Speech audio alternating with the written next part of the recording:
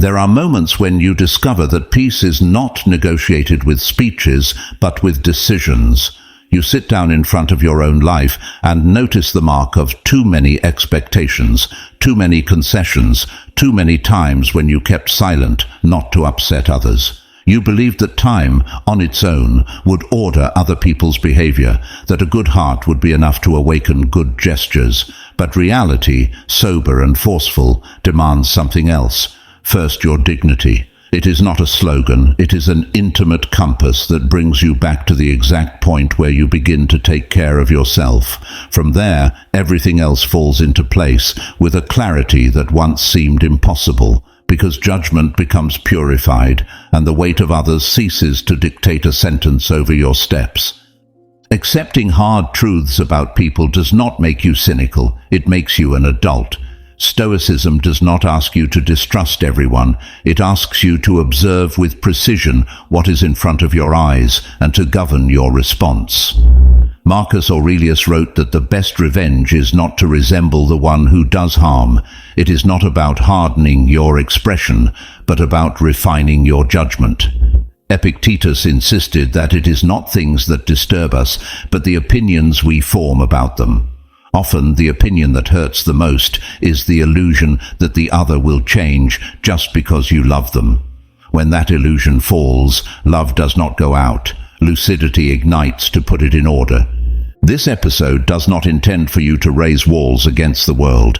It intends for you to place doors with locks and an alert guard. When you assume that the only things you control are your judgment, your word, and your actions, something settles inside. You stop caring about convincing anyone and start caring about coherence. Dignity is not a shout, it is a stance. It is not a punishment, it is a boundary. And a well-defined boundary does not drive love away. It drives away abuse, manipulation, and that constant drip that empties you. Over time, you will notice that your energy becomes selective, and because of that, more generous where there is true reciprocity. There will be those who confuse this with coldness. It is not. Authentic compassion needs structure, just as a river needs a channel to avoid overflowing. Compassion is not allowing everything. It is consciously choosing what you sustain and what you do not. Forgiving can be an intimate act, reconciling a prudent or unfeasible decision. In between lies your task to distinguish. Sometimes clarity hurts, but it is that pain that heals the confusion and allows you to move forward. Seneca wrote it precisely. It is not that we have little time, it is that we waste much. Recovering it requires decisions that show up in your schedule and in your skin. When you observe with serenity, gestures turn into data. Broken promises, recurring excuses, small slights, mood swings always paid by the same ones. All of this forms a pattern, and the pattern looked at directly ceases to be a mystery. The heart can be noble and, at the same time, firm. It can be open and, at the same time, selective. Stoic strength is not rigidity, it is the ability to respond well to reality. Responding well means adjusting expectations, setting limits, honoring your non-negotiables, and withdrawing when the balance always breaks on the same side, without theatrics and without resentment. Perhaps you tried to save someone at your own expense. Perhaps you used careful words where consequences were needed. Perhaps you confused patience with negligence toward yourself. Today we propose another path, recognizing human nature without scandal, understanding interest without demonizing it, accepting effective asymmetry without resentment, and above all, choosing in favor of your peace. If something hurts you constantly, it is not noble to stay, it is disorderly. Dignity is also emotional logistics, arranging your schedule, your habits, and your thresholds so that what is valuable is not diluted in the urgencies of others. These truths are not announced with trumpets. They are lived in the everyday. In the chat, you decide not to answer immediately. In the agreement you put in writing. In the boundary you mark with calm. In the meeting you do not return to because your presence there is the currency with which they buy your silence.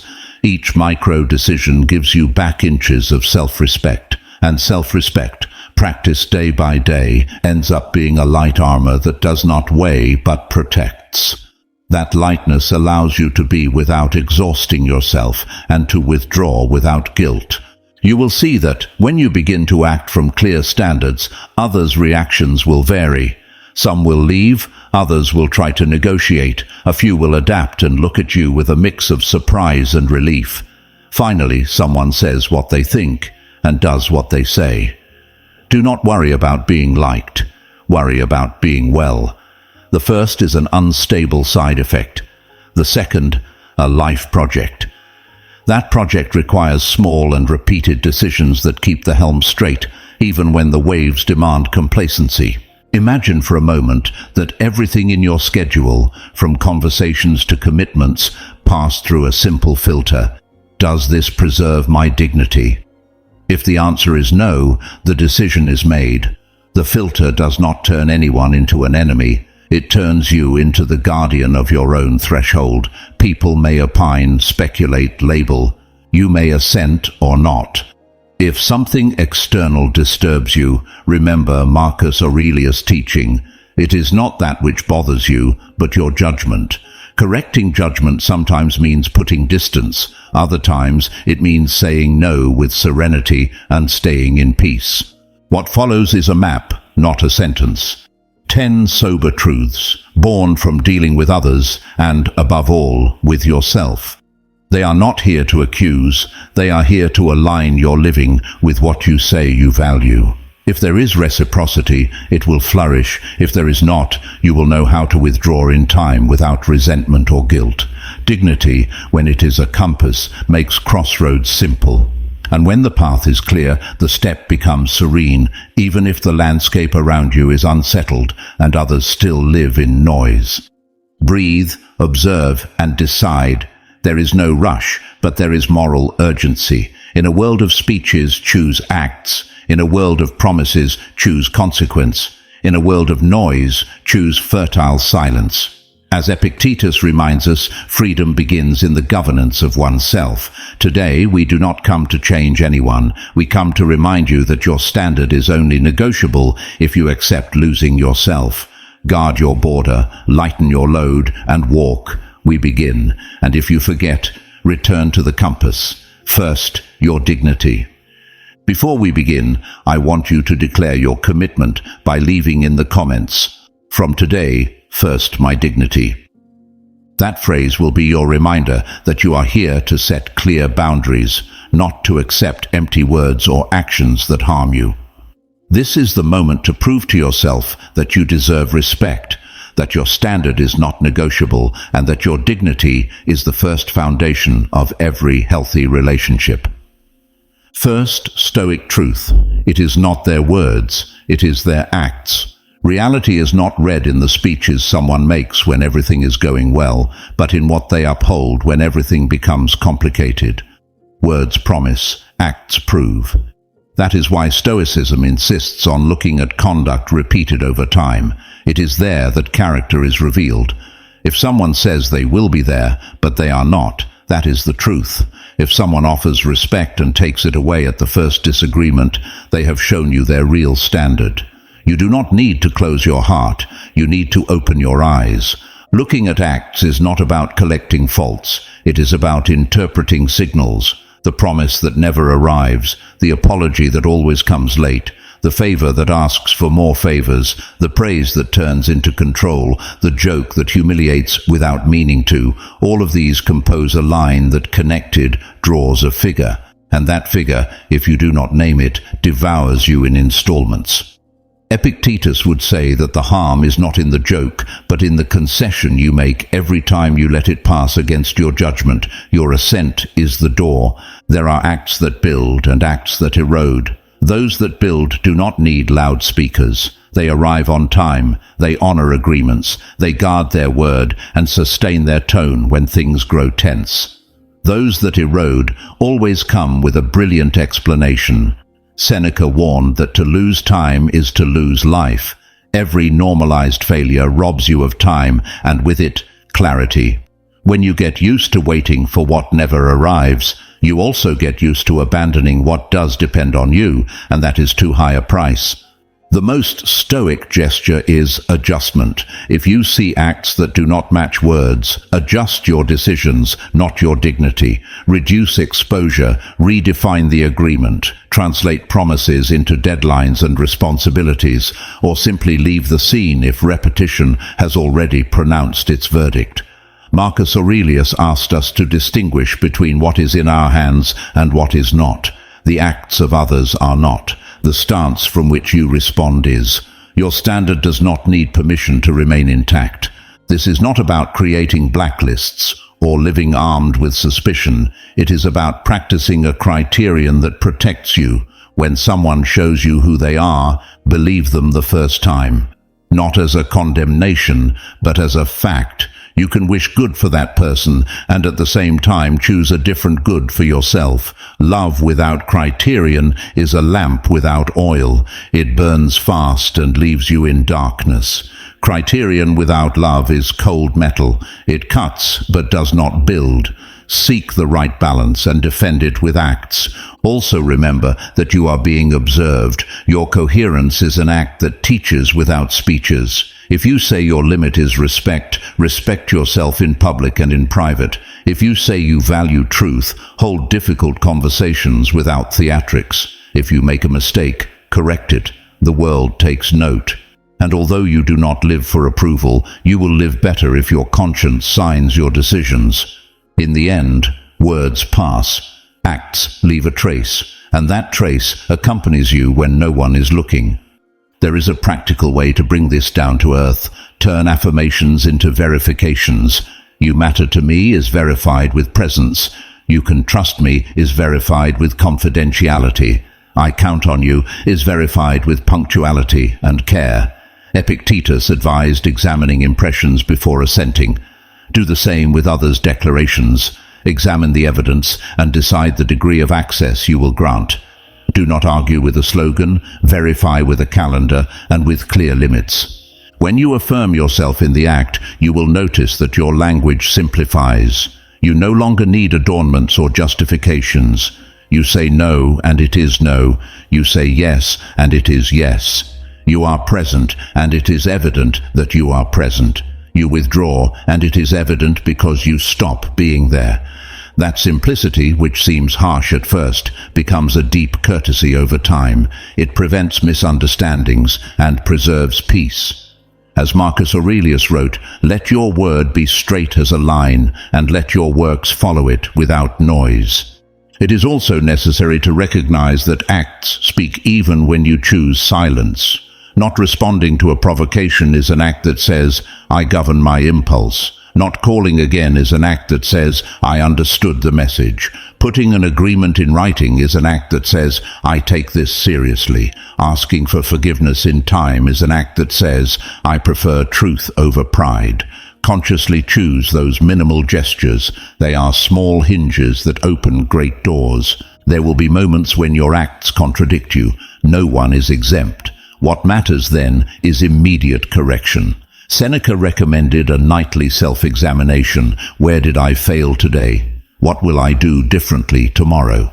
That practice turns error into a teacher and prevents it from becoming a habit. You are not a prisoner of a slip if you turn it into learning and restitution. Restitution, incidentally, is also an act, and sometimes it is worth more than 1,000 explanations. If a bond hurts you, look at the pattern of acts, not the most recent promise. Sometimes we stay because we hope for a phrase that will compensate for a season. It does not work that way. A season is corrected with new seasons, not with fireworks. Record what you see and decide. Your dignity cannot function on eternal credit. If the other truly cares, they will show it in weeks and months, not in one emotional evening. If they do not show it, no speech will suffice. Finally, choose each day an act that honors your standard, even if it is small. It could be closing your computer at the agreed time, not responding from anger, or ordering your space. They are signals you send to yourself, and that constant sending strengthens character. Epictetus would sum it up like this: "Do not say you are a philosopher, act like one. Your life, not your label, is the argument. Let your acts, like firm stones, support the house that your words promise. At times you will doubt because there are bright days that confuse you. Do not ignore the trend because of a flash. Character is not a photo, it is a film. Judge with enough sample. Marcus Aurelius suggested looking at things from the inside and asking what they are made of. Ask what those brilliant acts are made of. Are they constancy or impulse, care or strategy? Understanding this reduces anxiety and prevents you from mortgaging your calm again for a well-told illusion. And remember that there are invisible acts that also count. Not speaking ill of someone absent, guarding what was entrusted to you, paying on time, thanking without turning it into spectacle. That too is character. Practice it even if no one applauds. It is precisely in solitude where the fiber is forged that later allows you to uphold your word in public. The day your acts are reliable, you will begin to clearly recognize those who still cannot uphold theirs. When in doubt, return to this simple rule. If they told me without showing it, would I trust? If the answer is no, do not change your standard. Give time for proof to appear. And if it does not appear, silence is also a verdict. Your peace deserves facts, not the lightness of one more speech. Second Stoic truth: most act out of interest, not out of malice. Accepting this truth saves you from useless resentments. In daily life, the unwritten rule is incentive. People move toward where they believe there is benefit or relief, not necessarily toward where there is virtue. It is not pleasant, but it is useful. If you understand the incentive, you understand the behavior. If you understand the behavior, you adjust your position. Stoicism does not deny interest. It incorporates it into the diagnosis in order to choose wisely. When you read interest where you expected affection, it hurts. That pain comes from the confusion between your intention and the others. To heal, separate the planes. You decide from your values, the other decides from their calculation. If they align, there will be encounter. If not, there will be negotiation or distance. Marcus Aurelius advised to look at what things are made of. Look at what others' decisions are made of: need, fear, ambition, comfort. Knowing this, you will set limits with less drama and more clarity. Do not confuse interest with malice. There is coarse selfishness, yes, but there is also ignorance, clumsiness, and learned habits. That is why the limit needs no insult, only framework. Do not allow yourself to be harmed, and you will not have been harmed. One could paraphrase Epictetus. Your task is not to punish, but to regulate your exposure. Put agreements in writing, define consequences, avoid ambiguity that feeds misunderstandings. When the incentive is poorly designed, the result will bill you, and you will pay with peace. Seneca suggested that the wise man is a friend to all, but intimate with few. Use this as a practical rule. You can deal with many with courtesy and justice, and reserve your intimacy for those who demonstrate that their interest does not compete with your dignity. Courtesy is a bridge, intimacy a house. Do not hand over keys to someone who only seeks shelter when it rains. Watch if they also appear on clear days, when there is no urgency and presence brings no immediate reward. There will be situations where the other's interest collides with yours. That is where your temperance is tested. You can say no without becoming an enemy. You can change a condition without becoming a traitor.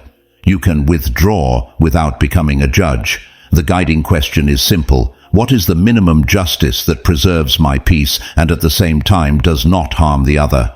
If that minimum does not exist, choose your peace. The price of upholding the unjust is always paid with time, energy, or self-esteem. Finally, remember that you too have interests. Naming them honestly makes you freer. You want peace, health, and bonds where reciprocity is practice and not discourse. Declare it. Interest aligned with virtue is not a trap, it is an anchor. From there, negotiate without guilt, appreciate what adds value, and release what confuses. Most act out of interest, You can choose for yours to be coherence and protect it with transparent limits. To act prudently, identify which incentives move the concrete scene. At work, perhaps recognition; in family, perhaps comfort; in friendships, convenience. Adjust your expectations to that real map. If someone only approaches when they need, put it in order. Offer clear and limited help, or decline respectfully. Do not confuse occasional availability with permanent obligation. Compassion is not an emotional slavery contract. If you were ever the one who moved by interest, do not condemn yourself. Learn. Ask yourself, what need you neglected that led you to that shortcut? Sometimes interest reveals legitimate needs poorly resolved. Addressing those needs in an adult way makes you less dependent on murky negotiations. Epictetus would invite you to examine what is under your control: your habits, your organization, your goals. Strengthening that domain reduces the margin of others' incentives over your peace. Also observe language. There are phrases that betray calculation. When it suits me, now it doesn't benefit me. I'll think about it if it adds up. Do not fight with them. Record them. They are telling you that the table is not for two, but for one. Marcus Aurelius would say that what is not virtue is smoke. Do not lose yourself in the smoke. Breathe, name what you see, and decide the form of relationship you will accept from now on, including the possibility of having none. Sometimes interest can align with the common good. Celebrate those places where winning does not mean someone else must lose. Design clean incentives, clear agreements, defined tasks, fair benefits. When the framework is honest, interest becomes a motor instead of a trap. This is what the politics of the soul aspires to, creating conditions where one's good does not demand another's harm, though there will always be limits and disagreements to respect with dignity. If in doubt, return to 3 questions. What incentives do I see here? What control do I have over them? What decision best preserves my dignity without harming the other? Answer slowly and act. Seneca reminds us that nothing is done well in haste. Clear slowness beats confused speed. Let your yes and your no be born from this map. Thus, even in a world moved by interests, your standard will remain a lighthouse and a harbor to which you can always return. A useful exercise is to draw the full circuit of a situation: stimulus, incentive, response, consequence. For example, someone promises changes when they fear losing you. The incentive is to preserve advantages. Your response is to loosen limits. The consequence is that nothing changes because the cost disappeared. Change the circuit, hold the limit, allow reality to do its pedagogical work, and watch if a commitment appears that withstands time. Where there is no cost, there is no sustainable learning. Another sign that interest rules is strategic intermittence. They appear intensely when they need and fade when they have already received. Do not take it as a measure of your worth. It is a pattern, not a verdict on your dignity. Adjust the door. Offer help formats that do not compromise your peace or your priorities. As Marcus Aurelius wrote, keep your inner citadel in order. Whoever wishes to enter must respect the rules of the house. If they do not respect them, departure is also a form of respect. It is also wise to watch the incentives you set for yourself.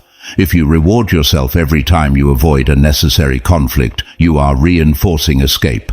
If you punish yourself every time you set a limit, you are teaching your body that firmness is dangerous. Reverse it with small rituals. Acknowledge aloud when you acted with clarity. Gift yourself rest when you said no on time. Write down 3 healthy consequences of having upheld your standard. The soul learns through repetition and reinforcement. Do not forget that interest can mature. There are those who, upon discovering that their incentives harmed, choose to change them. Responsibility appears when benefit ceases to be at the expense of others.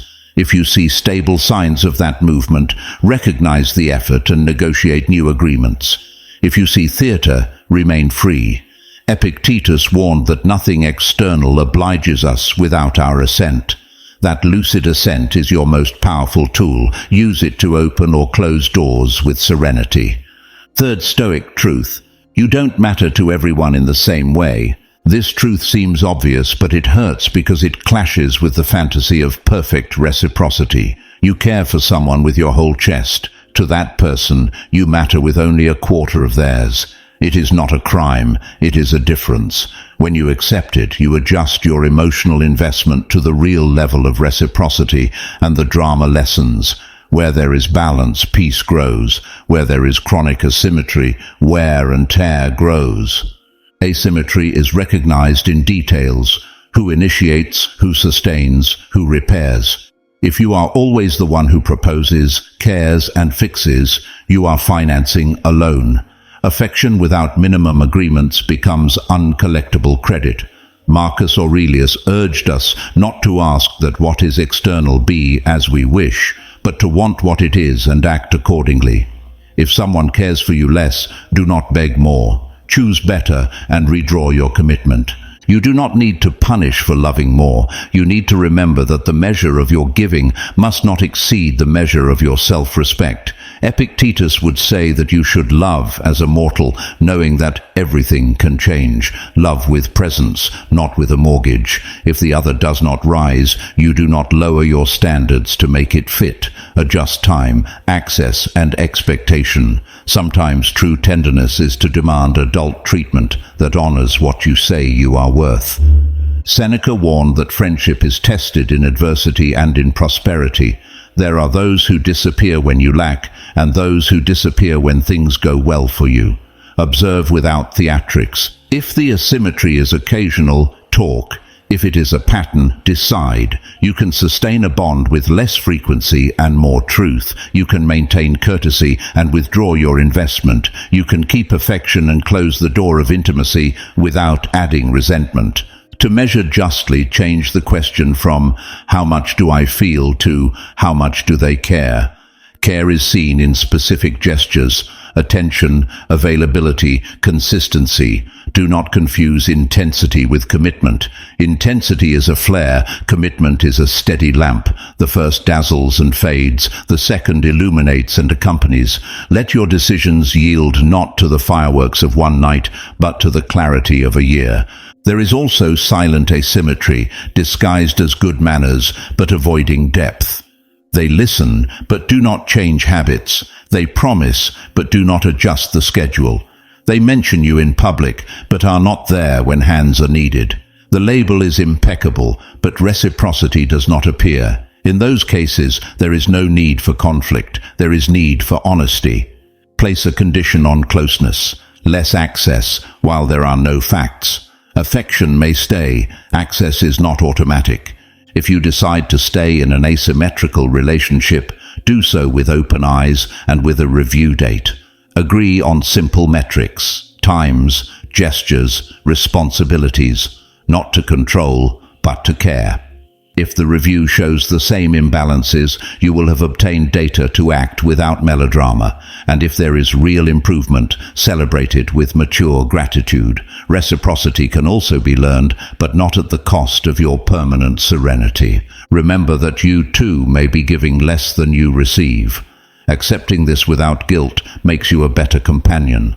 Ask what the other expects. Listen without defending yourself. Offer what is fair and possible. If you cannot sustain it, say so. Adult love knows how to renounce sometimes so as not to promise falsely. Marcus Aurelius would say that what is just is what harmonizes the part with the whole. Harmony here is balance, not mathematical symmetry. When asymmetry hurts, the temptation arises to measure everything. Do not become an auditor of affections. Keep a sober record to guide your decisions, not to punish. Your aim is not to collect, but to live in peace. If the account shows red again and again, choose another economy. If it shows green and sometimes fluctuates, accept imperfection. No one loves in the same way, but we can all love justly if there is genuine desire and habits to match. There are signs that announce good balance, timely apologies, sincere questions, presence without spectacle, celebrations without envy, the ability to say no without hurting. Take care of them. What is cared for grows, and if despite everything you discover that you matter little to someone to whom you matter so much, honor that pain without making it an altar. Dignity will lead you to close the door with respect and to invest your energy where reciprocity ceases to be promise and begins to be practice. A clear tool is the reciprocity journal. It is not about scoring gestures, but about noticing patterns. Write for a month who initiates, who sustains, who repairs, and in what situations. You will see in facts what your heart tries to deny out of fear. That mirror hurts, but it liberates, because from there you no longer discuss opinions, you discuss realities, and when reality is put on the table, decisions gain dignity. Also, avoid self-deception disguised as patience. True patience drives small and sustained changes. Self-deception collects excuses and waits for miracles. If weeks pass without signs, and there is always a "now yes," stop. Epictetus would remind us that the slave is not the one who obeys, but the one who depends. Do not depend on the promise that postpones, depend on the evidence that appears. Evidence reduces anxiety, orders, and protects your self-esteem from unnecessary swings.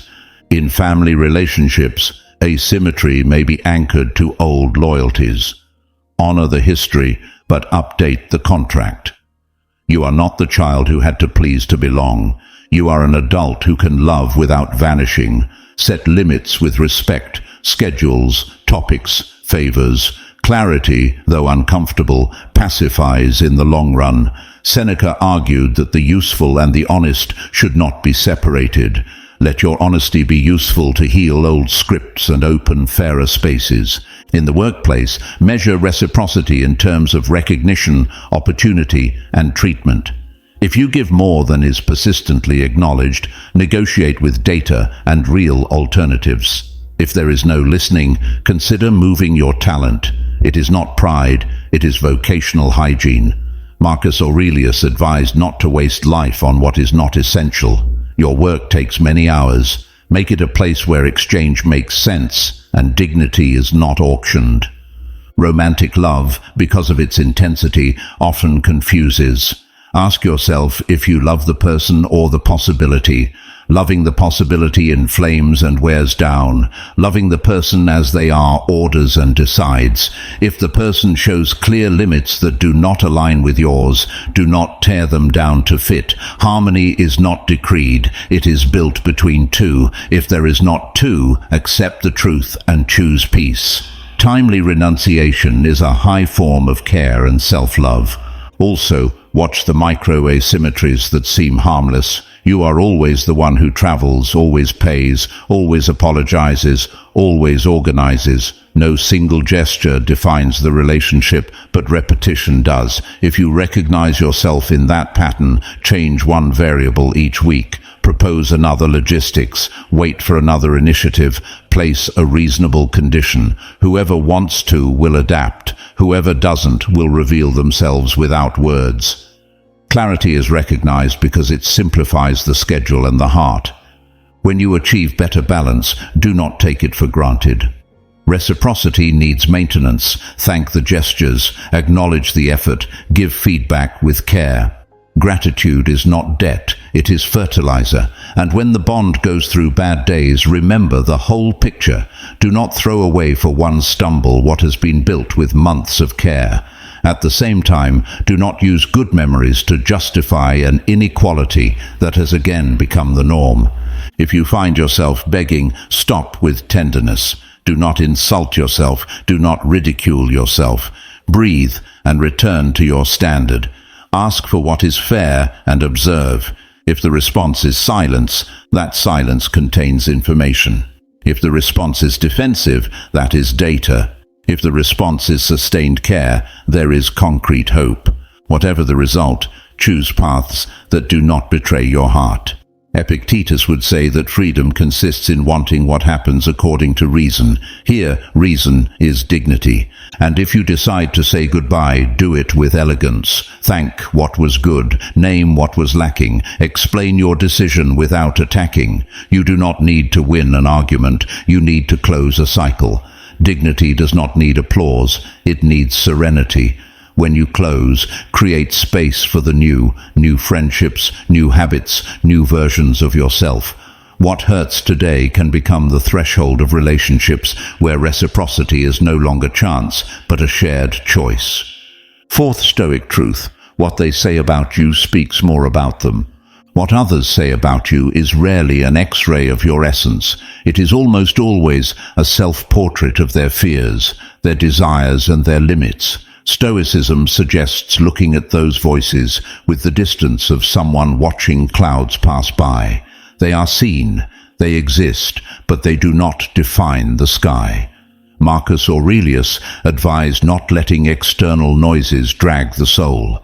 If something disturbs you, remember that it is your judgment that grants permission. When you withdraw that permission, other people's words lose their edge and become part of the landscape, not the rudder. Accepting this saves you from useless battles and returns ours to your favor.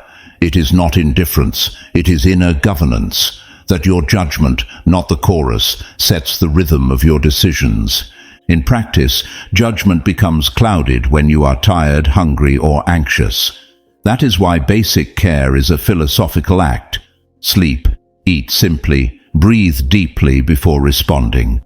Epictetus would put it this way: first govern your impression, then your tongue. If you answer from the wound, labels stick to you as if they were truth. If you respond from serenity, the labels fall by their own weight. Sometimes no reply is needed. What is needed is upright presence and silence that does not grant assent. Other times, a brief phrase is enough. That is not accurate, and return to your path. Sobriety saves you from theatrical explanations and protects the thread of your day. Seneca warned that few things wound as much as twisted opinion because it tries to sit in the judge's seat. The Stoic response is not the fury that argues, but the work that disproves. Solid reputation is born from the patient repetition of congruent acts. Whoever needs to understand will look at the entire sequence. Whoever wants to reduce you to a phrase will continue to do so, even if you deliver a treatise. Let time, which is a sober magistrate, do its job without your anxiety to hasten the verdict. The rush to clarify everything usually worsens the misunderstanding and wears down what you could have been building. The social world multiplies distorted mirrors. Some project their own shadow onto you. They call you selfish because you set limits, cold because you don't accept blackmail, proud because you won't follow their script. Do not argue with ghosts. Ask if there is fact behind the adjective. If there isn't, don't negotiate parallel realities. If there is, correct with humility. Humility is not kneeling before others' judgment. It is kneeling before the truth when it calls you to improve. When someone speaks about you, also listen to the context. From where do they say it? At what moment? With what gain? Where there is fear of losing privileges, stories often appear that belittle you. Where there is unresolved competition, there is often silence when you succeed and alarms when you fail. It is not personal, it is human. The antidote is not to become a character in someone else's play. Remember that your life is not a debate table. It is a daily practice sustained inside your inner citadel. There are criticisms that help. They are usually concrete, timely, and respectful. They point to behavior, not identity. They offer alternatives or questions, not verdicts. To those, thank them for the light and make adjustments. The rest is noise. Epictetus advised training attention to distinguish what is under our control. Under your control is the way you discipline your focus. Feed your mind with what makes you better. Good books, sober conversations, well-done work. The rest, if it does not add, let it pass by. If you are slandered, document, act, and then release. Document so the truth is not lost. Act so there are consequences when appropriate. Release so that others' bile does not become your food. Not every grievance deserves a war, and not every war deserves your health.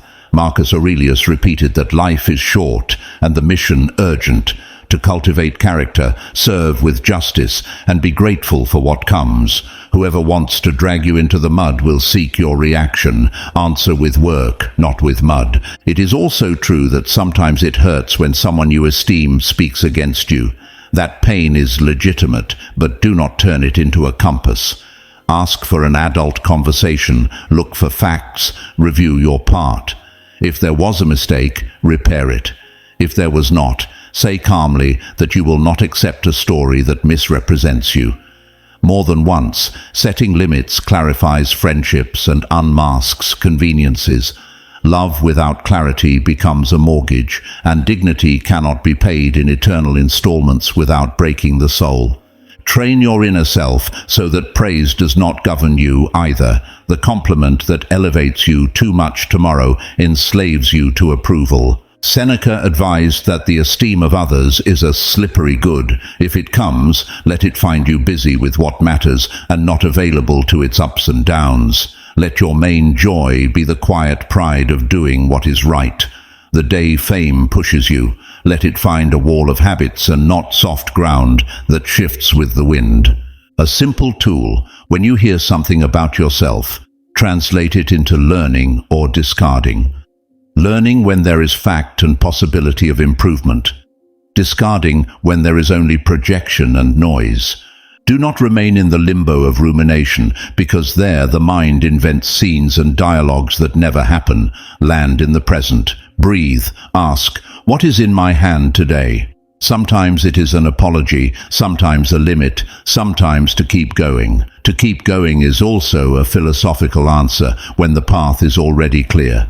Do not forget that you also speak about others. Let your words not be poison or currency. Describe with justice. Acknowledge nuances. Avoid gossip that builds movies from loose scenes. Every time you refuse to repeat a convenient lie, you strengthen your citadel and improve the moral climate you inhabit. Marcus Aurelius would invite you to be simple, kind, and truthful.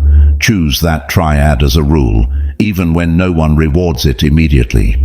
If you find yourself trapped in the need to clarify everything that is said, you are losing your center. Freedom, Epictetus reminded, consists in not desiring what does not depend on us. Others' digestion does not depend on you. Your purity of intention and the solidity of your habits do. Let your days be so full of meaningful work that other people's versions shrink before the relief of your work. Where there is depth, echoes scatter. In the end, what they say about you speaks more about who says it and about their stage in life. You are not a label, you are a process. If that process is guided by virtue, voices come and go without diverting the rudder.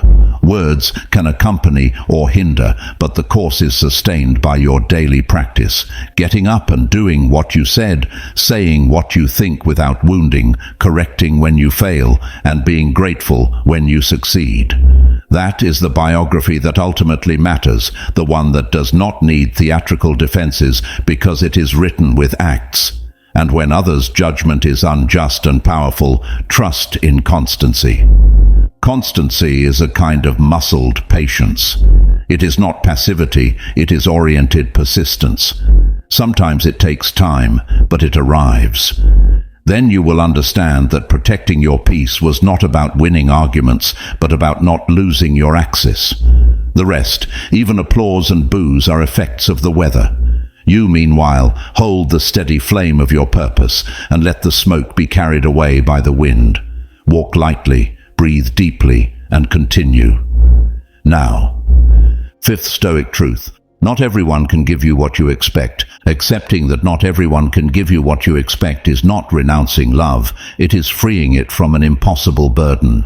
There are those who love you but do not know how to take care of you, those who admire you but cannot sustain agreements, those who seek you but never learn to arrive on time.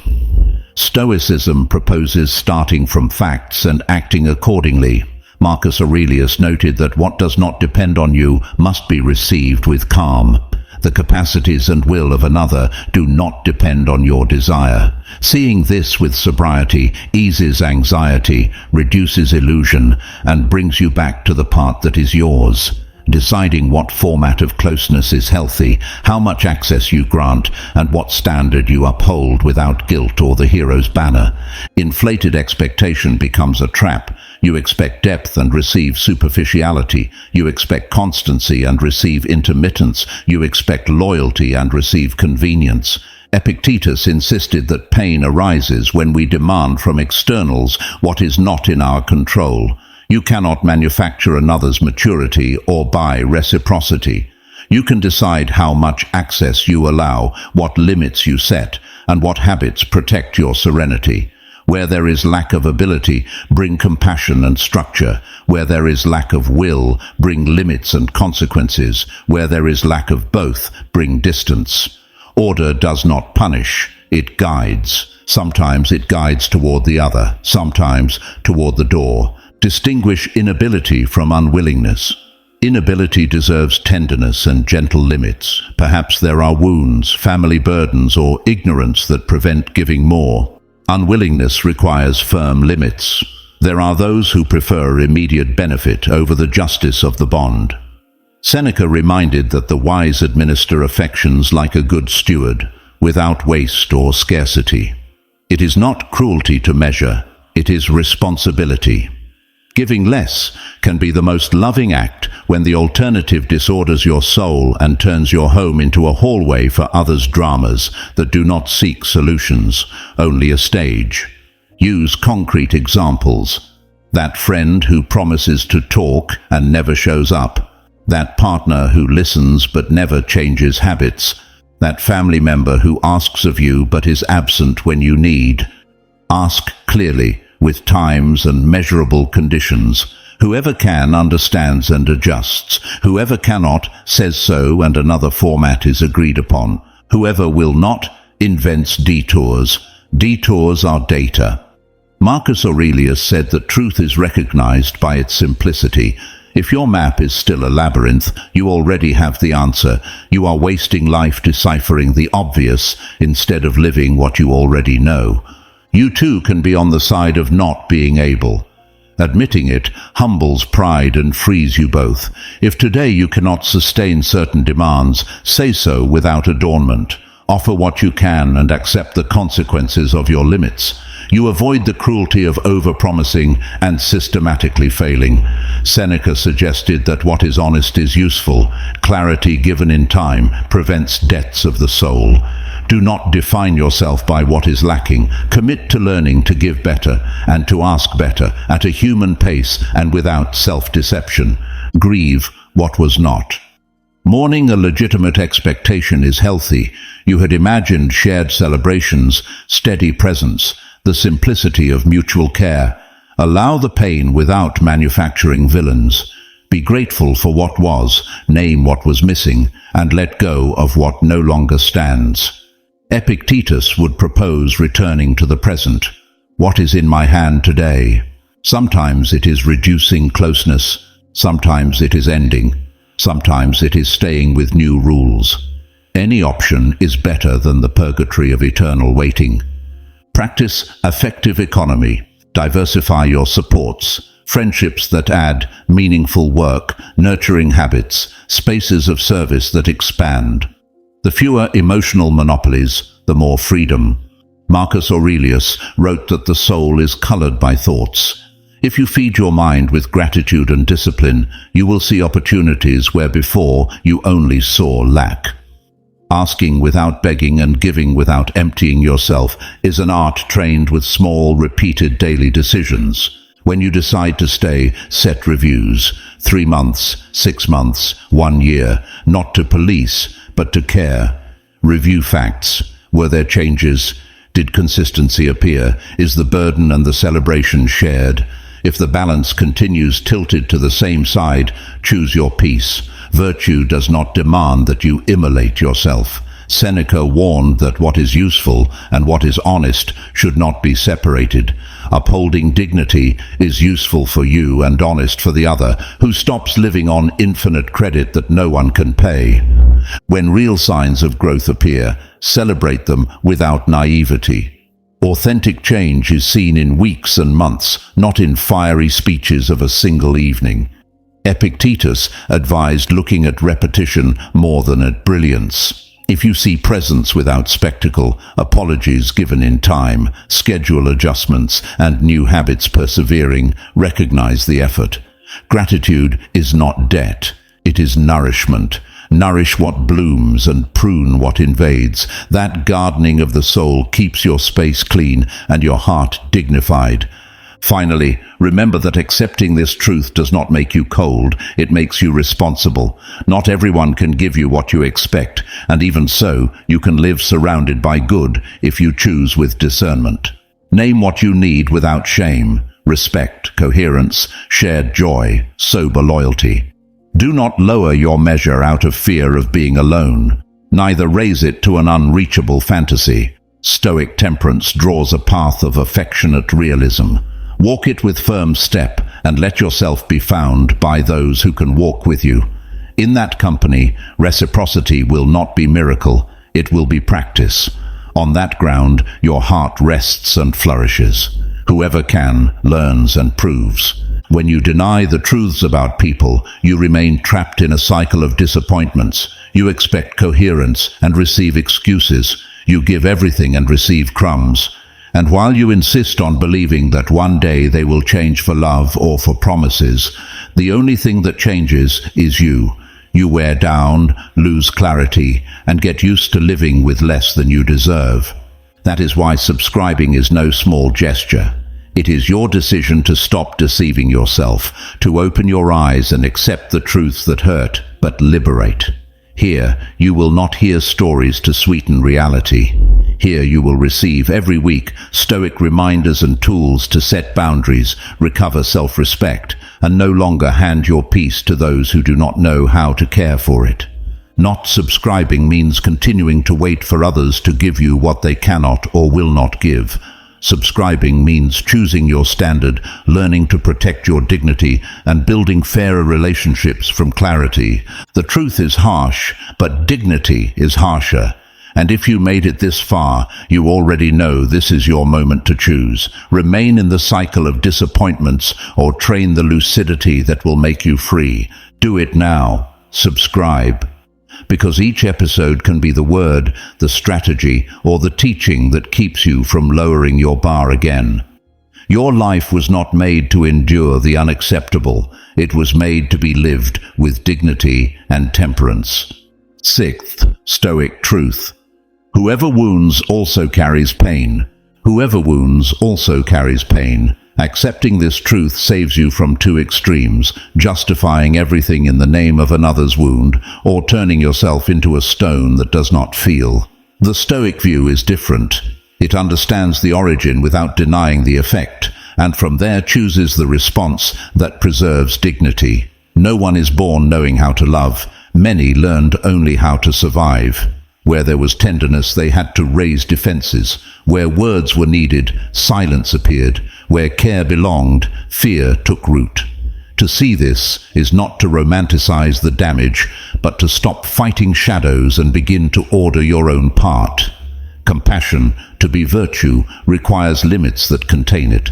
Marcus Aurelius urged us to remember that we all share both reason and fragility. That double belonging helps you see the other as a fellow human, not as a monster. You can recognize that their irony is a shield and still refuse to normalize it. You can understand that their control arises from panic and still not surrender your freedom. Compassion is not complicity. Humane treatment is not permission for abuse. Temperance combines warmth and form, embrace when there is effort, and limit when there is repeated harm. Epictetus taught us to distinguish what depends on us. Healing another person does not depend on you. What depends on you is naming what happens, setting boundaries, and making adult decisions. If you choose to stay, let it be with clear plans. professional help, observable changes, defined timeframes. If you choose to leave, do so without hatred or guilt, because you have already done what was in your hands. Needless suffering grows in the soil of fantasies, believing that you alone can rescue the other, or believing that leaving makes you a traitor. You are neither savior nor villain. You are responsible for your own center. When another's wound reaches you in the form of contempt, silence, or calculated withdrawal, the body sets off alarms. Breathe, name the fact, and regulate your response. Seneca advised us not to feed fire with fire. Say calmly that the tone is not acceptable, that the joke demeans you, that the treatment is unworthy, and hold to the consequence if it repeats. Where there are no consequences, there is custom. And where there is custom, the damage becomes landscape. Your task is to ensure that your inner home does not normalize what diminishes it. Understanding does not mean consenting. Many stories call for distance so that both stop wounding each other. Distance is not contempt, it is oxygen. Marcus Aurelius spoke of the inner citadel, an ordered house with rules of entry and exit. If every visit from the other leaves you without light, that is not love, it is a cut.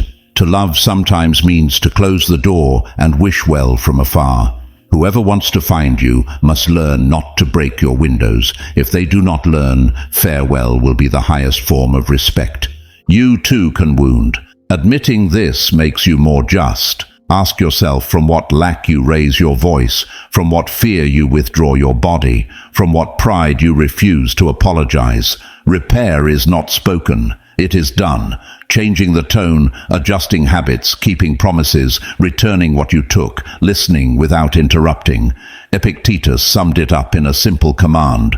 Do not say you love philosophy, act like one who loves it. Character is tempered when you correct quickly and return improved, not when you decorate your failures. There are pains that require professional help. Depression, trauma, addictions, impulses out of control do not resolve with good wishes. Stoicism does not compete with therapy, it honors it. Asking for help does not make you weak, it makes you responsible. To accompany requires conditions, respect, commitment, follow-through. If these do not exist, withdraw with respect. Seneca warned that life is too short to spend it on what makes us worse. Do not turn your home into a clinic if you did not choose to be a therapist and do not have the strength to sustain that task. Take care with the language you use in conflict. Instead of, you always do the same, try, when this happens, I feel this way, and I need this other thing. It is not political correctness, it is effectiveness. The right form reduces defenses and increases the chances of dialogue. Marcus Aurelius suggested that the obstacle becomes the way when you pass through it with virtue. Setting a boundary with serenity turns the scene into a lesson. The other may not change, but you will have educated your temper and protected your border. There are griefs in walking away. You will be judged for not staying, and you yourself will remember laughter and promises. Write yourself a closing letter where you note why you are leaving, because loving is not tolerating repeated harm, because you asked and no change came, because your life project needs air. Keep that letter. When nostalgia idealizes, read it. Epictetus invited us to love as mortals, with presence while it lasts and with freedom to let go when it is no longer the path. You do not reduce love by leaving, you reduce harm so that the good may continue.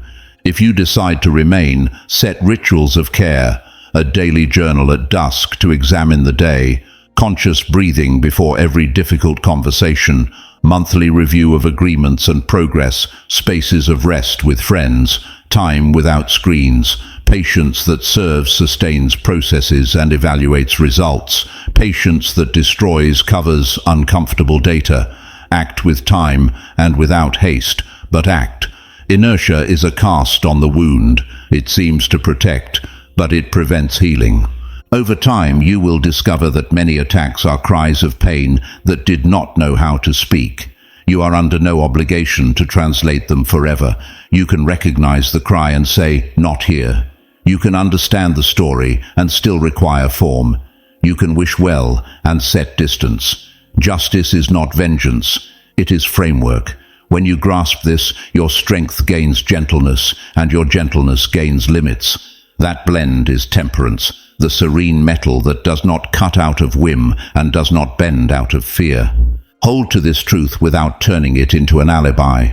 That another carries pain does not mean they must carry yours. Your dignity is your first attention. Return to the essentials. Act with justice. Speak with truth. Ask for help when needed. Step away from what corrupts.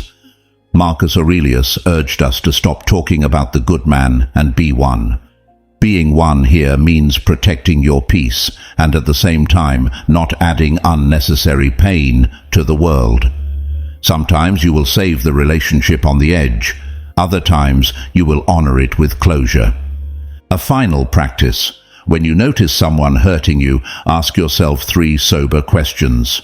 First, what pain can I intuit behind their gesture without inventing stories or excusing the harm? Second, what concrete decision protects my standard today? Boundary, conversation, distance, or closure?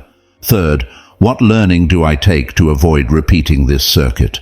What signs did I overlook? What promises did I believe without verifying? What personal need must I attend myself?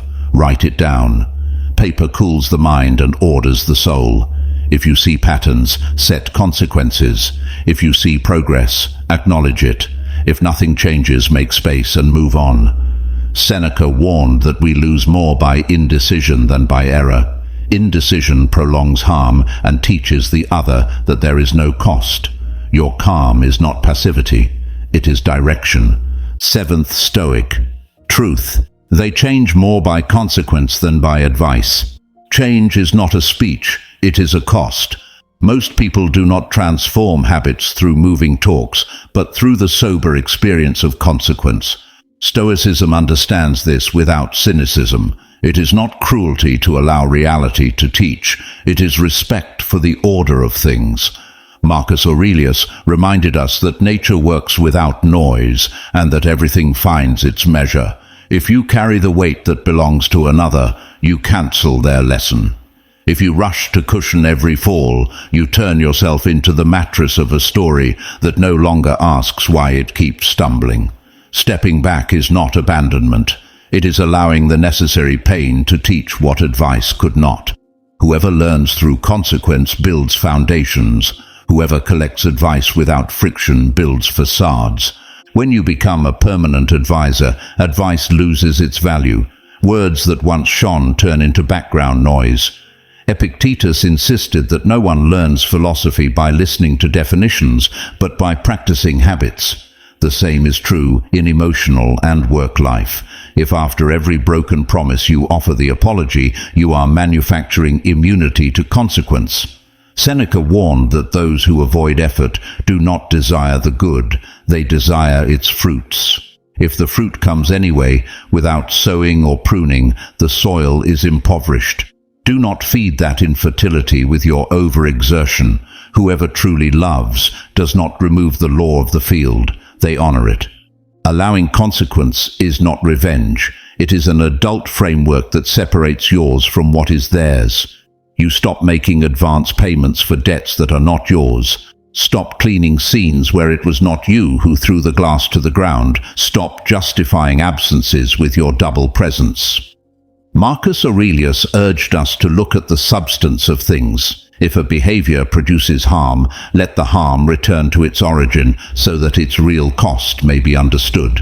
Intervening out of tenderness hands you over to a silent weariness that sooner or later turns into resentment. Compassion without form ends in injustice for both. If you decide to change the logic, do it with calm and clarity. Do not announce punishments, explain agreements. Do not humiliate, document.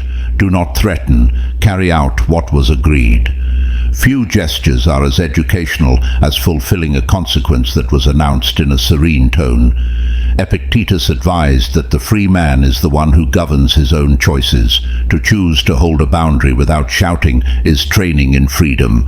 You discover yourself master of your yes and your no, even if the other protests, because you no longer buy peace with self-deception, nor affection with rescues. Serenity multiplies the message. There is law and there is care. Think of concrete examples. At work, the late delivery you keep rescuing with unseen over time. In relationships, the promise to change the tone that reappears every week. In family, the loan that replaces a conversation about habits. Change one piece of the circuit. Do not save the delivery. Document the delay and let the result reflect reality. Do not accept the promise without actions. Lower closeness until actions appear. Do not lend without a repayment plan. And if there is no plan, there is no loan. Consequence teaches where discourse slips. They will ask you for advice. Give it briefly and only once. Then withdraw the chair. Repetition turns you into noise and them into professional listeners. Seneca suggested that teaching is reminding another of what they already know they must do. If they know and do not do, the lack is not of information but of decision, and decision matures when the ground no longer cushions every fall with your body. Allowing the fall does not destroy. It inaugurates responsibility. Sometimes hitting bottom is the only floor from which someone decides to truly build. For consequence to be just, it must be well designed, proportional, timely, and known before being applied. Do not improvise sanctions moved by anger. Set conditions in cold blood. Marcus Aurelius urged not to yield to the first impulse and to review the initial impression. Breathe, write, converse. What you seek is not to punish, but to align. If the person accepts the framework, a new commitment may blossom. If they reject it, you already have sober data to choose distance. In both cases, your peace does not depend on a perfect performance, but on your coherence. Beware of pride disguised as sacrifice. There are those who hold everything up to feel indispensable. That need to be a savior is another way of fleeing from oneself. Stoicism calls us to serve, not to substitute for destiny. To serve is to offer tools, limits, and example. To substitute is to carry others' backs until you bend your own. Epictetus would say that the slave is the one who depends on applause or drama to feel alive. Free yourself also from that incentive. Your worth is not in what you rescue, but in how you govern yourself when you say enough. When consequence is activated, the usual reaction is anger. They will call you harsh, cold, disloyal. Breathe. Do not enter narratives designed to make you retract. Repeat the agreement, show the record, hold the standard. If there is learning, you will see fewer excuses and more facts. If there is manipulation, you will see new disguises of the same. Do not argue with disguises. Observe the plot. Seneca wrote that the constancy of the wise is not to deviate from what was decided by a passing emotion. Staying the course teaches you to trust your decisions and respect yourself without needing applause. You too change more by consequence than by advice. Remember your own true turning points. They came when something cost, when you said enough and held to it, when a painful result illuminated the need to order. That will make you humble when looking at another and firm when holding to the form. Compassion that understands costs is not cold, it is adult. In the end, reality is the best teacher because it charges up front and delivers a receipt. Whoever wants to learn will show it in repetition. Whoever does not will accuse you of shutting off the faucet of your rescue. You keep acting with justice. Design a ritual to step out of the role of savior. Before intervening, ask, does this belong to me? Is it agreed upon? What does my action teach? What consequence do I avoid if I intervene? If you avoid another's lesson, step back. If your intervention is part of a responsible plan, stay. Marcus Aurelius suggested acting according to nature, to help without losing form, to give without losing measure. That measure protects you and, paradoxically, protects the other from infantilization. If genuine repentance appears, receive it with sober joy. Repentance that serves brings actions, not only tears. It brings schedules, not promises. It brings repayment, not speeches. If you see them, open doors again gradually with simple verifications. Epictetus insisted that progress is visible to one who looks without self-deception. Look that way, and if on reopening the same patterns return, close with serenity. You may forgive, but access is another conversation. The deep lesson of this truth is that your function is not to sculpt another's soul, but to care for your own. Do not be distracted wanting to be everyone's sculptor. You have enough work polishing your own edges. Be generous, yes, but not naive. Life asks you for a mixture of firmness and tenderness. Firmness to uphold consequences that educate. Tenderness to remember that we are all on the way. Between the two, a realistic hope is born. There are those who will change when the price of not doing so is greater than that of changing. Then your boundary will have been a door. End the day with a brief examination. Where did I advise too much? Where did I allow a just consequence? What can I agree on tomorrow so that reality does its part without me betraying myself? Seneca proposed that nightly conversation as hygiene for the soul. Practice it. You will see how the anxiety to rescue quiets and a different calm appears, that of one who no longer negotiates their standards out of fear of guilt. That calm is freedom in action, and when freedom enters, advice finally finds its place, and consequence, without shouting, educates. Stay firm and move on now. Eighth Stoic. Truth. Respect is lost in installments. Respect rarely collapses all at once. It slips away through small concessions that seem harmless. Tomorrow, an appointment is missed and you adapt. The next day, a promise is broken and you give another chance without changing any conditions. Marcus Aurelius urged us to examine the texture of actions. There the essence is revealed. If you silently give in every time, you are not being virtuous. You are mortgaging your citadel. The difficulty is that the installment usually arrives wrapped in affection. You laugh to avoid an argument. You adjust so as not to seem demanding. You recalculate inside, while on the outside you say, "It's fine," but it isn't fine. Epictetus suggested guarding assent as one guards a door. Not everything comes in. Each yes that contradicts your judgment opens a crack. It is not about dramatizing, it is about seeing. A trained eye detects early the disdain wrapped in courtesy, the hurry that pushes you to last place, the tone that treats you as a resource instead of a person. Where no one corrects, disorder becomes normal. Seneca warned that stolen time never returns. Stolen respect doesn't either.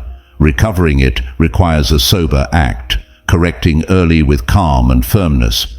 Calm so as not to lower your standard to the other's tone. Firmness so as not to hesitate when resistance appears. You do not need long sermons. A single adult phrase suffices. Not like that. Don't speak to me in that tone. If you arrive late, we reschedule. If there is no clear plan, I won't proceed. And then follow through. Respect is not decreed. It is educated with actions. If you correct today, you won't need walls tomorrow.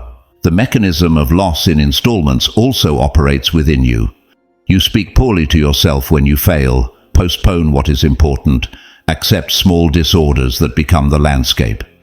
Marcus Aurelius suggested living as if the day were a complete work. If you allow small faults without review, your self-respect leaks out in drops. It is not perfectionism. It is hygiene. You tidy the table, keep the schedule you promised yourself, take care of your tone with yourself. That self-care is the rod with which you measure outside treatment.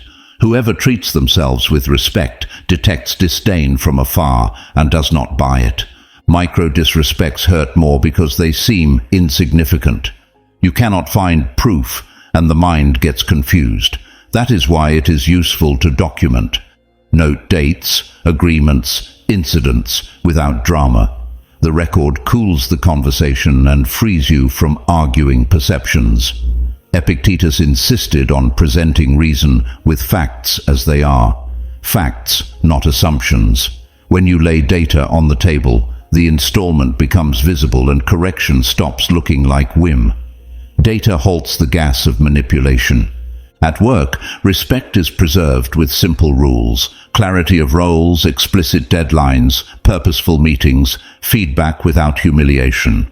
If someone always delivers late and you always compensate, you are financing their tardiness. If a leader shouts, "That's just who I am," and you normalize it, you are teaching everyone that fear is a valid tool. Seneca held that the useful and the honest should not be separated. A team's efficiency rises when honesty of treatment is protected. Where there is respect, there is clean speed. In relationships, installments are details that matter: the joke that diminishes you, the absence disguised as constant busyness, the confidence shared without bad intention. Correct and watch the response. One who respects you will appreciate the mirror and adjust. One who only wants advantages will accuse you of exaggeration. If the agreement is not kept, move the boundary. Less access, less time, fewer confidences. Respect lives where there are clear limits. There are also invisible installments. You yield in important matters because you fear losing belonging. Elegant cages form there. Marcus Aurelius would say that nothing is worth more than your soul. If belonging demands that you betray yourself, it is not a home, it is theatre. The price of holding it will be paid in anxiety and guilt. Do not beg for a place at the expense of your voice. When you dare to say what you think with respect, the bonds that matter align, the others dissolve. It is an uncomfortable but liberating filter. A useful practice is the early adjustment. As soon as you notice an installment, stop. Name the fact, request repair, and set the consequence.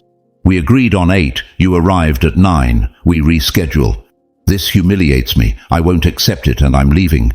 I need confidentiality. If it repeats, I won't share anymore. No shouting is needed. Coherence is. Epictetus would recommend practicing these phrases in cold blood so they come out clean in the heat of the moment. If you doubt, write them down and carry them with you. Clarity is a service for both. Respect is also lost when you promise more than you can and fail consistently. The solution is not better excuses, but fewer promises always kept. Dignity grows when your word fits in your schedule. Seneca suggested examining at day's end what you did, what you should have done, and what you will do differently tomorrow. That exam protects you from the gentle self-deception of signing checks of presence that your real life cannot cash. If you find yourself with respect already eroded, do not declare war, declare boundaries. A 3-step plan: adult conversation with facts, verifiable agreements, brief follow-up. If there is no change, create distance. Marcus Aurelius advised neither to hate anyone nor to be corrupted by bitterness. You can step away without resentment. Peace is not pride, it is health. Where you are not treated with respect, that is not your place. Do not forget digital respect. Installments occur on the screen. Eternal late replies, messages that demand immediacy while ignoring your time, posts that touch your privacy without permission. Apply the same rules you use in person. Your time and your name live there too. Modern temperance includes knowing when to turn off notifications and when to say, "Not through here." What you protect online safeguards what you inhabit offline. Sometimes you give installments because of fatigue. Then your best defense is rest. Sleeping on time, eating simply, moving regularly, talking with sober people. All this strengthens your threshold and returns your patience. Epictetus would say, one cannot live well if the body governs the soul, but you also cannot think clearly with a broken body. Care for the instrument so that your judgment can sound in tune. Dignity is also logistics. When someone loses your respect in installments, they can regain it, but not with sudden speeches. It is rebuilt with new routines that last. Punctual presence, fair tones, kept agreements, timely reparations. If you see those bricks, give space for reconstruction. If you see only fireworks, protect your distance. Marcus Aurelius spoke of choosing what is simple, true, and just. Reconstruction will be slow and quiet, or it will not be at all. Finally, remember that respect is not an emotional luxury. It is the foundation of every relationship that intends to last. Do not get used to living by begging for crumbs. Do not teach anyone that your affection buys chronic failures. Do not teach yourself that your voice is negotiable. Stoic temperance is practiced where you speak the truth with a good tone and uphold it with small, repeated, prudent decisions. There, respect stops being lost in installments and begins to be invested with compound interest. Ninth Stoic. Truth. Forgiving does not require reconciling. Forgiving is an intimate act. Reconciling is a relational decision. They are not synonyms nor chained obligations. You can release resentment without reopening the door. You can wish well and still choose distance. It is not theater, it is clarity. Sometimes we confuse forgiveness with amnesia. It is not. Remembering is a healthy function. Brooding is a habit that wounds you. Forgiveness organizes memory so it loses poison and becomes learning. To acknowledge the wound, to name the harm, to cry as needed, all of that belongs to forgiveness. But reconciliation demands something more, a bridge of trust built with verifiable actions. Without that bridge, you return to the same place by the shortest path. Seneca advised not to waste the soul on what cannot be sustained. Reconciliation without foundations drains you. When to forgive. When you discover that resentment steals more life than you think you recover by keeping it. Marcus Aurelius urged us to look at the brief flow of existence and choose what honors it. When to reconcile, when there is recognition, reparation, and habits that change. Recognition without theater. This I did, this is how I harmed you. Concrete reparation. This I return, this is how we restore. New habits. This I sustain with calendar and with deeds. Trust does not return by decree, it returns by repetition. Another's guilt will try to tie you to quick reconciliation. Resisting that haste is not vengeance, it is respect. If you loved me, you would come back now, they will say. Number. If you loved me, you would sustain actions. Marcus Aurelius urged that what is just and true should guide the act, not the need of the moment. If the other is in real process, time is an ally. If they only fear losing advantages, time will reveal it.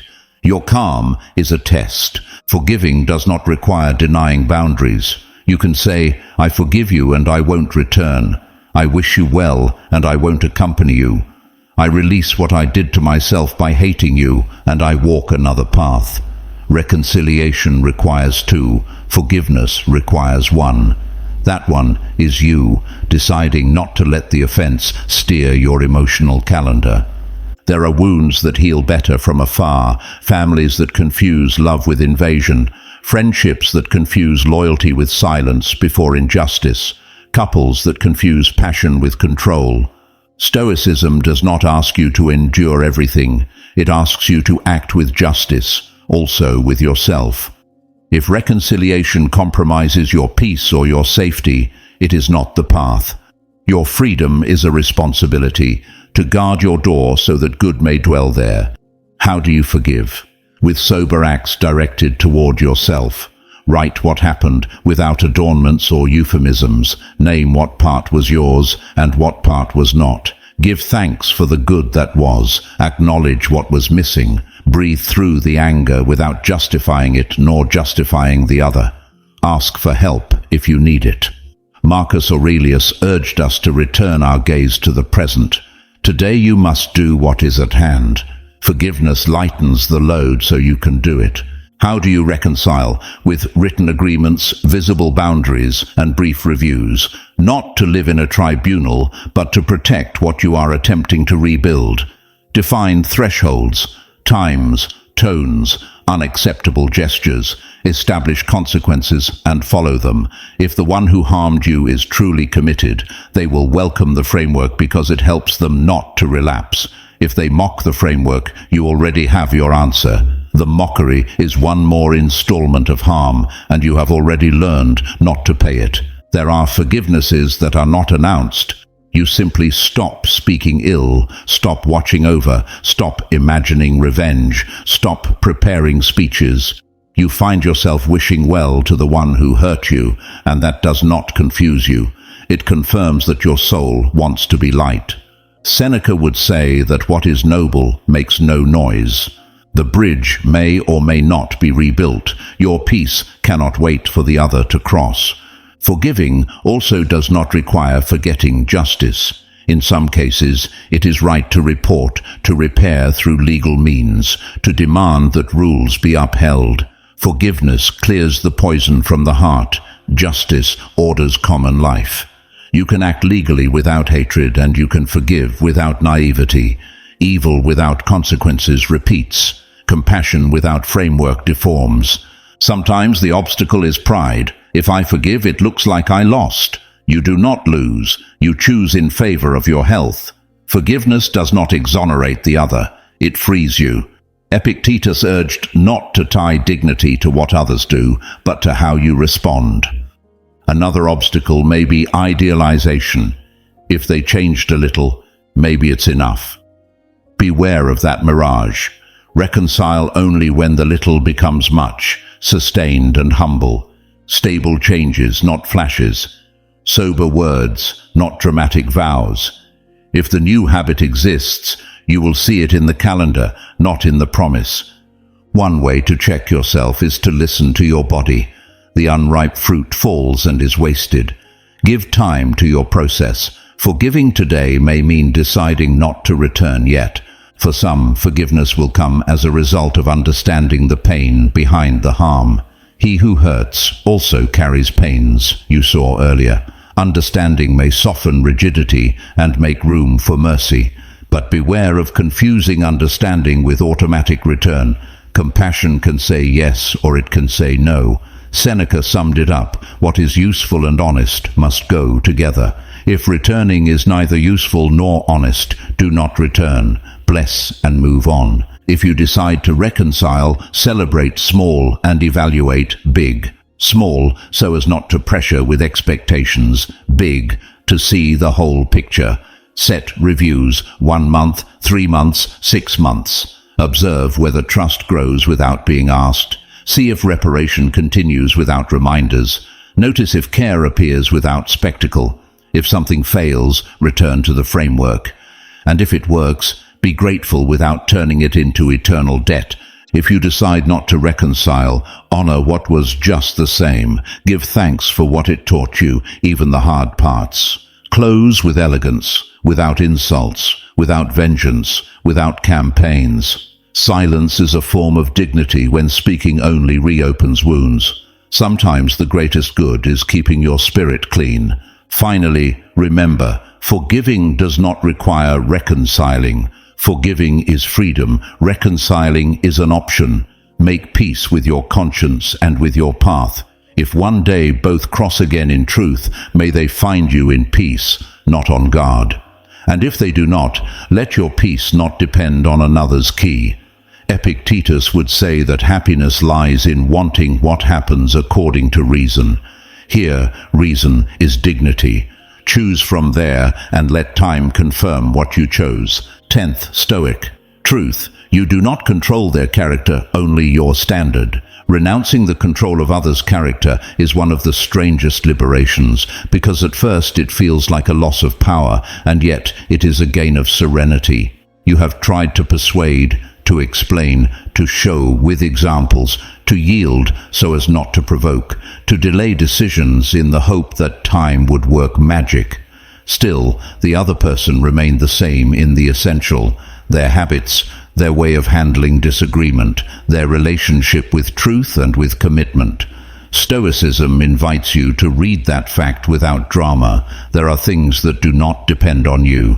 Marcus Aurelius wrote that the soul is dyed with the color of its thoughts.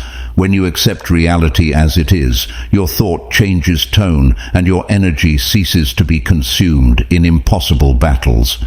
There appears a new, sober, luminous space in which you can design your standard and sustain it calmly. A standard is not a pretty slogan nor a phrase on a mug. It is the sum of repeated decisions that define what you accept and what you do not, how you speak and how you speak to yourself, how much you expose yourself and when you withdraw. If you do not set the standard, someone else will set it for you, usually lower. Epictetus would say that no one can harm you without your assent. Your standard regulates that permission. It needs no shouts nor exhibitions. It is recognized in daily logistics. When you respond, how you negotiate, what consequences you apply, how much time you invest, under what conditions you open the door. What you affirm in your agenda with coherence becomes understandable to others and above all to yourself. It is not vanity, it is moral hygiene. A clear standard orders and pacifies. When you attempt to forcibly shape another's character, you enter an impossible craft. You are not their judge nor their therapist. You are a person with a destiny to protect. Understanding their history may soften your gesture, but it must not twist your framework. Seneca warned that what is useful and what is honest should not be separated. Understanding is useful when it improves the justice of the relationship and becomes dishonest when it excuses what degrades you. If every conversation ends in shining promises and identical weeks, stop asking for explanations and begin to grant yourself healthy consequences. The consequence applied with serenity is not punishment, it is clarity that educates. What you allow without limit becomes normal. What you correct with respect becomes habit. Your standard is not a barricade against love. It is the channel so that love does not overflow and destroy. Whoever wants to walk with you will learn basic rules: respect, clarity, punctuality, confidentiality, responsibility. They are not luxuries, they are flaws. When they are repeatedly broken, the bond falls to the basement and you are left picking up pieces. A standard worthy of your dignity says no in time, cancels the appointment that repeats without purpose, stops the joke that humiliates, transforms "we'll see" into "this way and within this time frame." The standard does not punish, it orders. By ordering, it allows the valuable to flourish without confusion and the harmful to find its boundary. It is tempting to lower the bar to preserve company.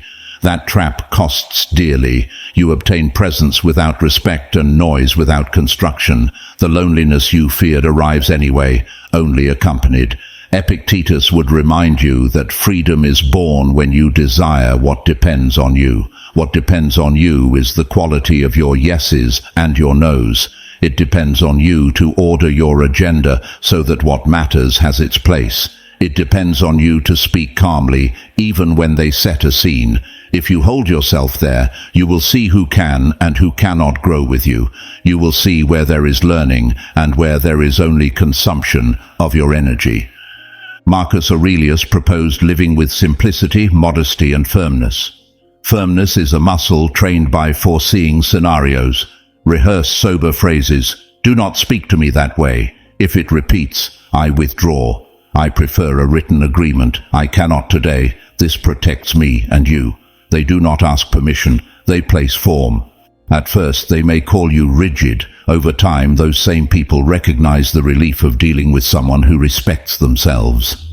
A clear standard reduces ambiguities and multiplies peace for everyone, even those who first protest.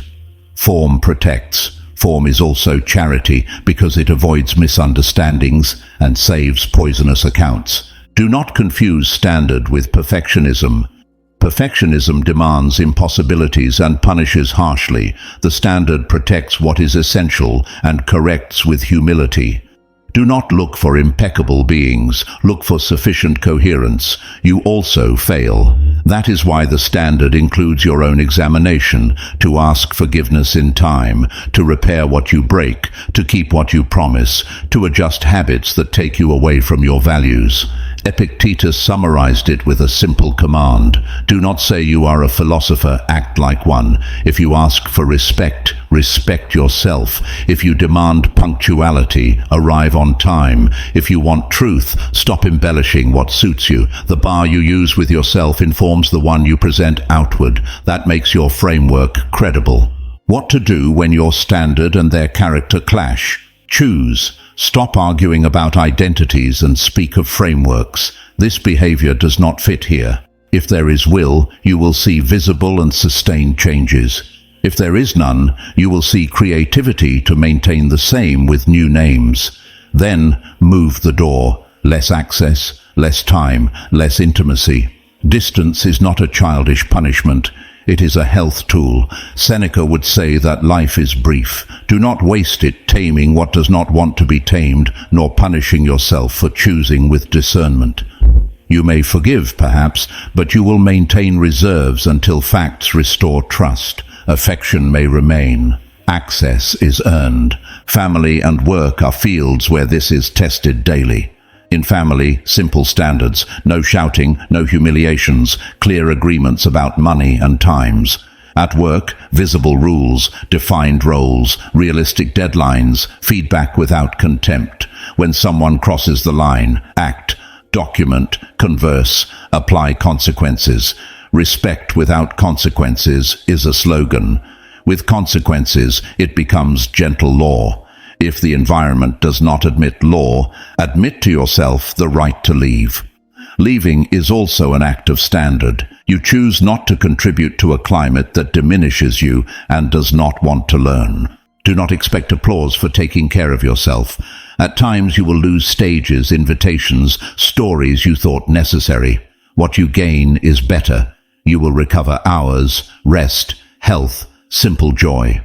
Marcus Aurelius reminded that the soul is dyed with thoughts. If you think from your standard, your days are colored with calm and focus. You will notice it in your voice, in your step, in your decisions at nightfall. Dignity ceases to be a word and becomes body, a constant temperature that no longer trembles before others' moods. That inner climate is proof you are on the right path. A final ritual to temper the standard. Each night, 3 questions. Where did I uphold it without hurting? Where did I betray it out of fear? What will I do tomorrow to correct it? Write 1 line per answer. That minimal exercise strengthens the muscle of your own character and makes you less dependent on others. Whoever wants to stay must enter through the main door. Whoever cannot or will not, let them continue on their way. Your house remains standing, open to what is good and closed to what degrades. There you understand that you do not control their character, you control your standard, and that in caring for it, you do not lose love, you lose disorder. Hold your inner bar and move forward serenely today. Your standard is your home. You have walked through severe truths, and yet what appears at the end is not harshness, but relief. Life becomes manageable when you stop demanding the world to be as you dream and start responding as you must. We did not come to review every gesture of others. We came to refine the inner compass. First, your dignity is not a war cry. It is a habit of peace. Choosing with serenity, sustaining clear boundaries, speaking without wounding and withdrawing without hatred. Marcus Aurelius reminded us that the soul is dyed with what it thinks. Let us dye it with temperance, justice, and good work. If the map seemed demanding, remember that the demand is not against you, it is in your favor. A standard guards your hours from noises that do not build, saves you from arguments that change no plot, protects you from self-deception that disguises fear as patience. Compassion is better when it has form, freedom when it has a channel. You will not be more human by tolerating what diminishes you.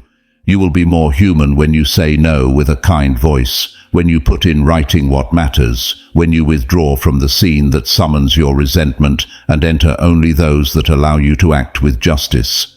It is also true that you have made mistakes. Sometimes you advised too much, other times you acted as a cushion, other times you were silent out of fear of losing. Do not crush yourself. Write it down, learn, and return to center. Seneca proposed the day's examination as hygiene of the soul. What did I do well? What did I do badly? What can I improve tomorrow? That routine turns guilt into growth. If you hurt, repair. If you asked poorly, ask better. If you upheld injustices out of inertia, stop and change course. You do not need spectacular speeches. You need decent habits and silent constancy. Perhaps now you look around and notice that there are relationships that no longer fit within your boundary. It is not failure, it is clarity. Be grateful for the good, name what was missing, decide with respect. Respect does not depend on the reaction of the other, it depends on your way of leaving. Do not go throwing stones, leave by closing the door with elegance. Whoever wishes to return will have to learn the simplest rule. Here the standard is not negotiable, and if they return with deeds, you will have space to try again. If they return only with nostalgia, bless and move on. There is another kind of bonds that do deserve your investment, those who correct with affection, those who celebrate without calculation, those who arrive without spectacle, those who apologize before you ask, those who keep what you entrust. Care for them with punctual presence, with visible gratitude, with clear words. Nurture those homes that also support you. Marcus Aurelius recommended living as if every act bore the weight of an inscription. Let your gesture withstand being carved in stone. You will carve fewer phrases if you do more deeds. If you still doubt yourself, try this image. Your standard is a lighthouse. It does not pull anyone to the coast. It does not sail for them. It does not argue with the tide. It only remains lit and straight. Whoever wants to arrive orients themselves. Whoever does not drifts on. Your work is not to board every ship. Your work is to guard the lighthouse, feed the fire with enough sleep, with readings that bring order, with work that makes you useful, with silence that returns your voice. Epictetus would say that freedom consists in your desire coinciding with what depends on you. Here it will always be your standard. You may live moments when the label weighs on you. They will call you harsh, proud, distant. Breathe. Ask yourself if the judgment comes from a wound that does not know how to speak. Ask yourself if there is a fact you must correct. If there is, correct. If not, keep going. Do not turn your calendar into a tribunal. People speak from their fears, their rushes, their inertia. You speak from your standard. If needed, repeat the phrase without drama. Not like that. You will see that many storms dissolve when the tone is firm and the plan simple. And now, the invitation. If this conversation did you good and helped you recognize patterns and name what hurts, stay close. Subscribing to this podcast is not a cosmetic gesture. It is a commitment to yourself. Each week you will receive serene reminders not to lose the compass, brief exercises to reinforce boundaries, stories to look at with justice, and practical ideas to turn compassion into habits. We are not here to entertain anxiety. We are here to train character. Imagine 30 days with this practice. Day 1, you write down your non-negotiables. Day 7, you correct a micro-disrespect calmly. Day 12, you change a promise for an agreement. Day 17, you apologize for what is indeed your responsibility. Day 22, you stop rescuing where there are already facts. Day 30, you look at your agenda and recognize that your citadel is cleaner. It is not noisy epic, it is patient architecture. If you subscribe today, I propose a ritual we will do together each week, a brief examination at dusk, a breathing practice before difficult conversations, an exercise of promise verification, a list of sober phrases to uphold boundaries, and a short reading from Marcus Aurelius, Seneca, or Epictetus to anchor the mind. The goal is not to be right in others' arguments. The goal is to return home with your soul whole. When a community practices this, the culture changes, respect is normalized, fertile silence is honored, and the theater of the ego diminishes. I thank you for reaching this point. Nothing said here intends to turn you into a statue. On the contrary, it wants to return movement to you. Move the helm when necessary, change port if it is just, reduce sails when the wind is deceptive, and open them when the weather accompanies. Your standard is your helmsman. If ever you doubt, return to the phrase with which we began. First, your dignity. Dignity does not isolate you, it orders you. And from that order, love grows adult, friendship becomes loyal, and work finds meaning. Subscribe. Do it for the person you will be in 6 months if you train these truths with gentle discipline. Do it for the conversation you will avoid turning into war, for the door you will close in time, for the call you will no longer have to make to explain what your habits will already say by themselves. I await you here each week to remember together that you do not control anyone's character, but you can live up to your own. That is the pact. The rest, the noise, will learn to stay outside. If you value this space, share the episode with someone who needs clarity, leave your review wherever you listen, and turn on notifications. Thus we turn these words into shared practice. Your voice is essential here. Every reflection strengthens and elevates our community, reflecting the true value of each individual and contributing to our shared Stoic identity.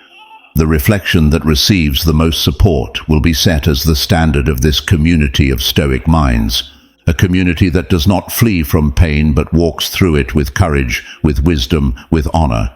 We will see each other in our next gathering at Stoicism for Winners, where we will continue exploring the riches of Stoic wisdom applied to modern life. Now, take the opportunity to deepen your Stoic practice with new recommended podcast sessions. Follow us so you don't miss any reflection that could help you at just the moment when everything feels overwhelming.